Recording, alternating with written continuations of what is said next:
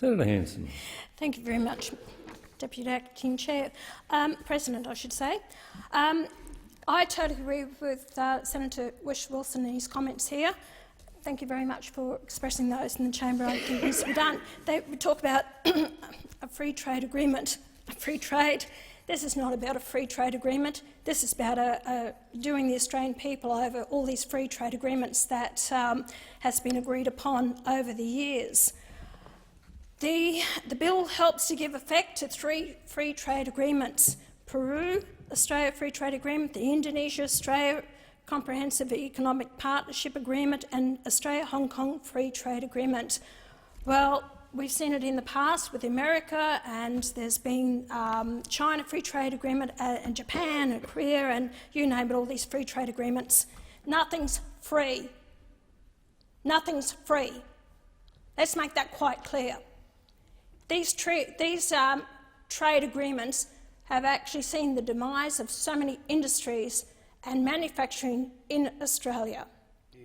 If you actually think that we can maintain our standard of living and our paying the wages that we do in this country and to do deals with countries that only pay a few dollars a day, you're kidding yourselves. Absolutely kidding yourselves. And that's what's happened with our industries and manufacturing in this country. And that's why we don't have a car industry, a clothing and footwear industry, a white goods industry, and it keeps going on and on and on, because we've flooded our market with products from overseas countries that have destroyed our own industries here. Why? Because they can't afford to pay the wages, they can't afford to keep up with countries that only pay a few dollars a day in wages. And you keep opening up the floodgates for it to continue.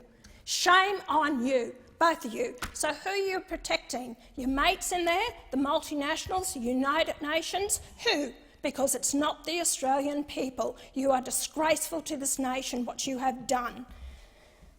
I'll go back to now about what's happened at the American Free Trade Agreement.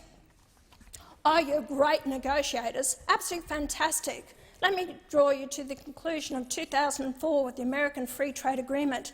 You got rid of our tariffs from day one, and you allowed America to keep the tariffs on our beef, horticulture, cotton, wine, steel, beef, all this from between 11 to 18 years. And then they said, hey, listen, if you still do us damage in our country, we want a quota system, so we won't take your product any longer. But we signed away in it. You talk about, I don't know why we're here in this parliament discussing this, because we have no say in it. We are representatives of the Australian people, yet we have never been given the opportunity to debate this. We're only here rubber stamping this. We've got no say in this parliament. You've done your deals behind closed doors. Where did the people have a say in this? None. None whatsoever. And I think that's disgraceful that you haven't done it. And of course, we did the TPP-11. And again, which has worried me for the last 23 years, or since 1998, and at that time they called it the Multilateral Agreement on Investment. Well, that was exactly the same as the ISDS, the Interstate Dispute Settlement. And that means that if we actually bring in laws in this nation which causes those foreign companies to lose profits from their businesses, they can then sue us for the profits. Now, during the TPP-11 debate, I asked Senator Reynolds about this. She said, oh, that's hypothetical. There's been 2 cases of it over the tobacco industry, so it's not hypothetical. I'm sick of whitewashing, and I'm sick of not telling the people exactly what can happen here. And we have, so we have allowed ourselves, and yet New Zealand, under the Free Trade Agreement, they did. They actually had side agreements with the countries. They would not be involved in the ISDS. So they are protecting themselves. What's our representatives done? Nothing. Absolutely nothing to protect us. So I wonder how many more of our ministers in there, once they leave this place, of their jobs that they're going to get along the way. And I will raise this because it needs to be raised, because too many times I've seen ministers that have been in this place doing their deals and in this parliament and then end up in other jobs once they're out of here with high wages. There is often very little opportunity for politicians and industry leaders and other Australians a chance to examine the agreements before they are introduced. Free trade agreements sound good in practice but often have problems in hindsight. These are smoke and mirrors, agreements that feel good but potentially damaging to Australia. Oh yes, there are some of the agreements here that they say, you know, they're going to get rid of half the tariffs on the fruit and the exports to these other countries. But you know, the factor in all this is jobs. It really is about jobs. All these free trade agreements are opening up the floodgates for them to bring in the workers into this nation. And that's why the workers of Australia are fed up with the Labor Party, who are supposed to protect their jobs, who are agreeing to this free trade agreement, as they have with all the other countries that we sign free trade agreements with, that they are not protecting Australian jobs. We have the people here. The people want work, they want training, they want the jobs. Why do we have to open up the floodgates for other nations to bring in their workers into Australia? Can anyone answer me? Why? Then you have, as I've said, all these other ones, and we talk about agriculture. We've lost our orange industry, we're bringing in fruit from overseas, the mangoes, now we're looking at bringing from overseas, bananas, apples, and of course the sugar industry. So here we are, a country that produces so much produce here that you actually open up the floodgates for these free trade agreements to bring in produce here, which will eventually, through biosecurity or another reason, could actually damage your own industry here through biosecurity. It beggars belief why there is no resistance in this parliament to stand up for the Australian people. I just ask myself the question, I shake my head when I see the members in this parliament going along like sheep. Sheep to the slaughter. You sold us out. You really have. I don't see very few people in this parliament who are fighting for the Australian people to really understand what is happening to our country. And here again today, you know, when I hear today about Bellamy's being sold, and then now the same company, the Chinese company, is wanting to buy up Lions, which is a multinational. You probably rubber stamp it, because that's what FIRB does. They rubber stamp everything. They don't knock anything back, because the government thinks, oh well, it's money coming into the country, they can't take it. And the attitude here stinks, because you're all saying, oh well, they can't take it with them. You don't get it. You really don't get it. You don't understand that you're destroying Australian industries and jobs here in Australia. Why can't we be smart and actually produce the goods and sell it to overseas? They will buy the product because we have quality. But when they come in here and they buy up our land, the farming, they buy up the industries, they're actually using us, using our land, using our resources, using our water to produce the goods. Then they send it back to their own countries. Right from paddock to plate, doesn't matter, industries. And then they write it off in their taxes. And a lot of these companies don't even pay taxes here. It's a short-term sugar hit. That's exactly what we've done. Short-term sugar hit. For what? Because you only see yourselves here as a short-term. I don't see any long-term vision in this country by our politicians, by the current politicians. You're too gutless. Absolutely too gutless to understand. You're all concerned about your own positions, making sure that you get endorsed at the next election, so we go along like sheep and agreeing with who's telling you what to say and do. The people will judge me in what I say, and I'm prepared to stand up and be accountable to the people who elected me to this place. They will judge me at the next election. But at the end of the day, you know what? I will sit back when I'm finished in this place, and I will know that I can judge myself honourably, that I've stood up for what I believed in and said what I needed to be said, and that I was out there fighting for the Australian people and this country. Not like a lot of those in here who truly understand, who truly believe it, but haven't got the guts to stand up and vote against it, or also have a mouth to say what is wrong. And until we get people with intestinal fortitude in this place, nothing will change. Free trade agreements, and there are some positives here. As Senator Whish-Wilson said, yes, there are positives, but overall, do I support this? No, I don't. I don't support it. You know why? Because we haven't been given the opportunity to really debate this. Because you bring it here to be rubber-stamped.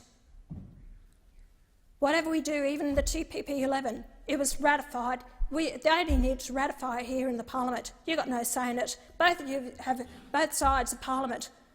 The government, the Liberal, National and the Labor Party, you've agreed to this deal to allow it to happen. You really never have given the people an Australian voice whatsoever, because you're not interested in the people having their say. Maybe I haven't always got it right, but at least I do believe in what the people have to say.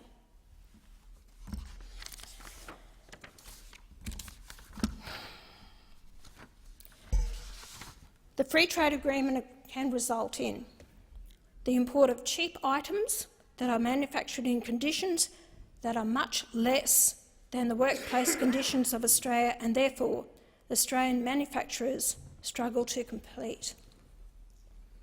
Can include import into Australia of substandard fruits, potentially impacting on biosecurity. Increases threats from imports. It is difficult already to check containers coming into Australia. So some of the regulations they've put in here, where they're going to call on the country to make a list of who imports and exports into their country. We can't even check our own imports into Australia with the containers that come in. We are lucky to check 1 out of 100 containers. How are we going to police that these other countries, if we buy from Peru or Indonesia, that is actually the product from that country? How do we know that it's coming from somewhere else? We don't. Free trade has destroyed our clothing industry, car manufacturing, the pork industry and the fruit industry. And as I said, the US free trade agreement is very one-sided. Well, let's go to Indonesia. That's part of it as well. The Australian government is focusing its Indonesian aid not to unaccountable bodies. Benefits to Australia to the Indonesian agreement is not payback for considerable foreign aid paid to Indonesia. In 2019-20, Indonesia will receive $255.7 million for education, infrastructure, agriculture and governance programs. That's what we're paying Indonesia. Australia is the 4th largest aid donor to Indonesia. In 2017-18, Department of Foreign Affairs said Indonesia has been a top recipient of Australian aid, receiving $359 million. And in 2012-13, $540.1 million. This is what the taxpayers are giving to Indonesia. So these other countries in the whole area. And that's what frustrates me, is that here we have Australian farmers, families, communities struggling, crying out for help from our Australian government, either going through drought, floods, fire, whatever. And we give them pittance, absolutely pittance, and yet we give the hundreds of millions of dollars to other countries surrounding us. How do you think the taxpayer feels about that? It's their taxes. I have never seen so much waste of money from this government and business organisations and departments as I have since I've been back in this parliament. It is disgraceful, the waste of money. And you're buying your way into these other countries. The Prime Minister is hardly ever here. He's always overseas. He's not here in the country addressing the real concerns of the Australian people. He doesn't get it. The government doesn't get it at all, of the struggles of people out there and the pittance that you give them compared to the hundreds of millions of dollars that you give to these other countries. Well, I've spoken this many times beforehand, and I just feel devastated by this and what the government has done. I think they are pathetic in how they have governed. I think the people expected more from the coalition government after the election, and I think a lot of Australians are starting to wake up, that they are not really addressing the concerns and needs of the Australian people. And I think this has been a test for them concerning the drought that's hit Australia. And I think that these free trade agreements that we are continually signing, people will wake up that it's not in our best interest. We are a small fish in a big pond, and we seem to be swimming to the tune of these other countries around the world. We are not looking after our own, first and foremost, and that's what we're here for. We were elected as members of the Parliament for the people of Australia, and that's what we should be doing. Our concern should be about them, and I just don't see it. I feel very sorry for the people out there who are crying out for that helping hand, someone to understand, listen to them. But anyway, I'm sure the members of this Parliament will not cross the floor, will not actually, stand with their conscience, what they truly believe in. Let's follow the party line. Let's vote the way the party tells us to vote, and we'll actually keep going along those lines, because you won't get pre-selection next time around. Well, you look after your jobs, you look after your futures, because you're not doing it for the other people out there who are relying on you to look after their lives and their futures, and most importantly, their future generations.